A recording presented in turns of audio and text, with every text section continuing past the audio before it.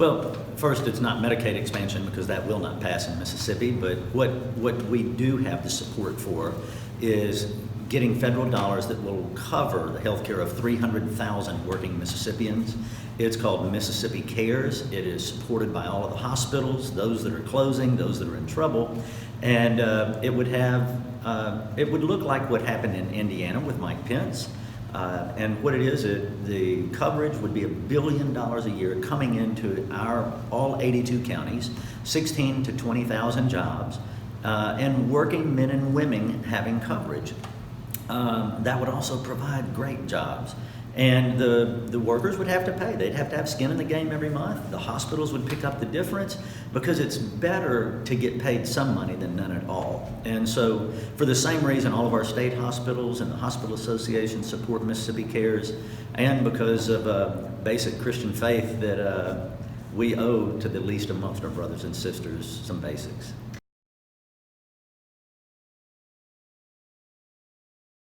Well, the infrastructure bills that we passed last year were a joke. It was just for headlines. It did nothing to address the need that we have, almost 500 closed bridges, that tells business and industry that we're not open for business. It puts our children at risk. It's a 911 call that can't get there. I've driven over 80,000 miles in the Imagine Wagon campaigning, and I can tell you there's 80,000 miles of bad roads.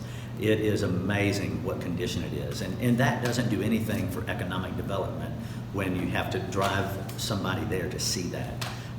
What we're going to have to do is something radically different. First and foremost, the lottery money should have gone to education like every single other state in the United States. We have a crisis.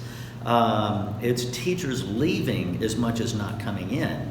And so what we have to do is find a renewable way to fill that revenue need for our roads and bridges every year. Some want to call it raising the gas tax. I call it a user fee. The fact is, everyone that uses the road, whether they're from this state or another state, would be paying to maintain those roads. And that could generate as much as $250 to $300 million a year and have an offset on income tax, maybe the 4% bracket, so that it levels out. But it's a user fee at the end of the day. I would also say that what we need to be looking at is getting rid of the federal bridge inspectors and going back to state inspectors. Our engineers were doing that for $800,000 a year, and we're now paying over $30 million a year. And that is just graft. That's a crony contract. That's all it is. So we have the money. We just have to do the right thing and have the right priorities. You know, the reality is this, that while my opponent and other candidates have suddenly discovered public schools in 2019, I've been in them since I was in first grade, and I've been filing a bill every year to raise teacher pay. But I've also filed a lot of other bills about education. It's, you know, what most people don't get, money doesn't cure everything, but respect is something they desperately need. We need to have the legislature stop introducing bills every year to punish teachers, to have accountability models, to the accountability models that are punitive in nature. Teachers want to be held accountable. They want to know where they are, but they don't need it to be in a punitive way. We need less testing, more letting teachers teach, going back to the way we went. We need an alternate path that will allow our students to be able to pursue a skill instead of just being prepared for college when we know that 70% will never go to college. What we have to do to stop this mass exodus of teachers and attract new ones is have a new model of the winter scholarship model. We need to do a teacher revitalization program. We need to include taking care of books and tuition. Much like we've done in the doctor program with the rural physicians. You know, if we could say, if you'll teach in this area for 3 years, then we'll pay for your board certification, or we'll start you at your 3rd year of pay on the scale if you're going into some of the STEM classes that we're having a great shortage in. You know, or after 3 years of commitment to teaching here, you can get a free master's degree at one of our state universities, because then they have skin in the game, they want to stay. And we just need to absolutely reduce all of the unfunded mandates that our teachers spend more time doing paperwork than they do getting to teach. Well, those start with resources. And the best resource we have to improve things like the third grade gate or the workforce development, things like anything we do, the most valuable asset in a classroom is a qualified and experienced teacher in the front of it. We need to get to the MAEP model being fully funded, because not funding it is not working. In a wealthier district, when the school district's underfunded, they just raise taxes. Well, over half of our counties don't have a tax base to raise on, so that just means they have fewer books, fewer computers, fewer teachers, larger classes. It's older buildings, older buses. So it's called the adequate education program, and we're not even meeting adequate. Can you imagine if we hired a football coach and said, all right, we want you to do just adequate, but we'll accept less than adequate? We shouldn't do that. This is the future for us, and that's why I'm so invested in it.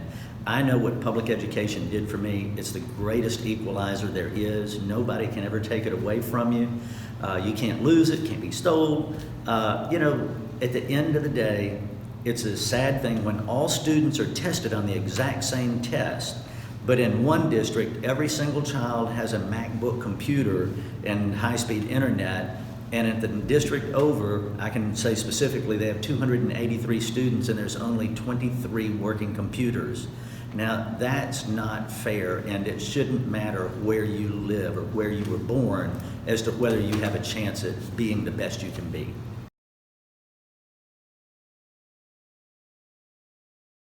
No, I wasn't. I thought it was an election year pandering.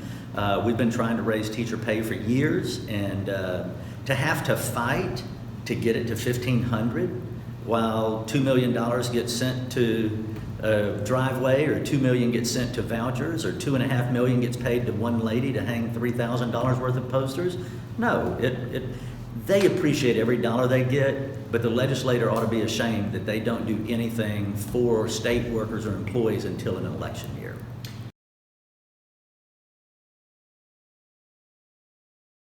Transparency, first and foremost. Turn the lights on in this building so that people like you know exactly what bills are about to be taken up in a committee hearing, and start having real hearings instead of kangaroo courts where they already know and the lobbyists know what bills are going to be passed and how much they had to pay to get them passed.